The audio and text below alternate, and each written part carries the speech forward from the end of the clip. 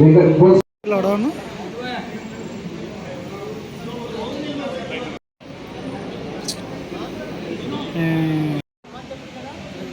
వెంకటేష్ గారు,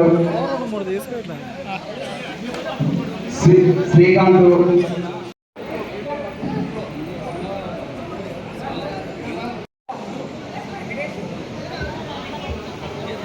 బోస్ వెంకటేష్ గారు,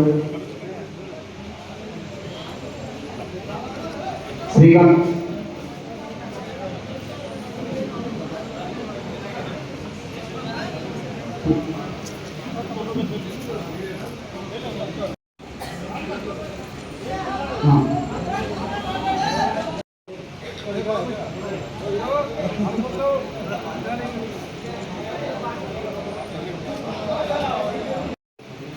రాజధాని రైతులు రాజధాని ఎకరాలు పడతారు ఉడికిపోల పడతారు పొంగల్ ఎక్కడ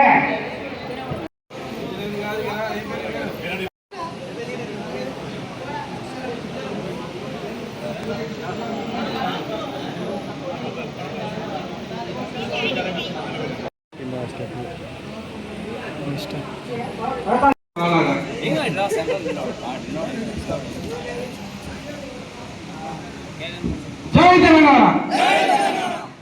ఏమన్నదైతే కేసీఆర్ గారు నాయకత్వం, కేసీఆర్ గారు నాయకత్వం.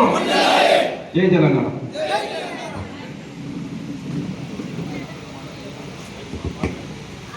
హాజీపూర్ గ్రామంలో పెద్దలు గౌరవనీయులు నాగర్ కర్నూలు మాజీ శాసనసభ్యులు, అదేవిధంగా అచ్చంపేట నియోజకవర్గం నేను నడిపల్లిలో చదువుతున్నా. నడిపల్లిలో జవాబిస్తాం, దీటంగా జవాబిస్తాం. మా కార్యకర్తలందరినీ కూడా గుండెల్లో పెట్టి కాపాడుకుంటాం.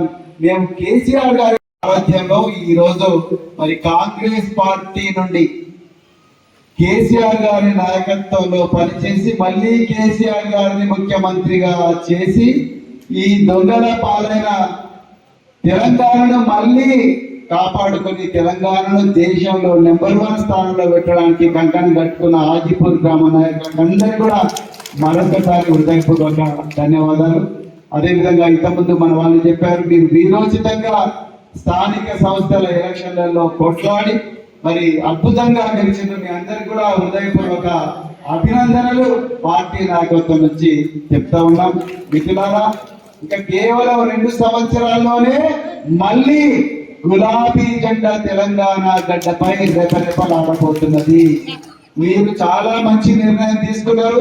మీరు తీసుకున్న ఈ నిర్ణయం వల్ల హాజీపూర్ గ్రామ ప్రజలకు మాత్రమే కాదు, మొత్తం తెలంగాణ ప్రజలందరికీ కూడా న్యాయం జరగబోతా ఉన్నది.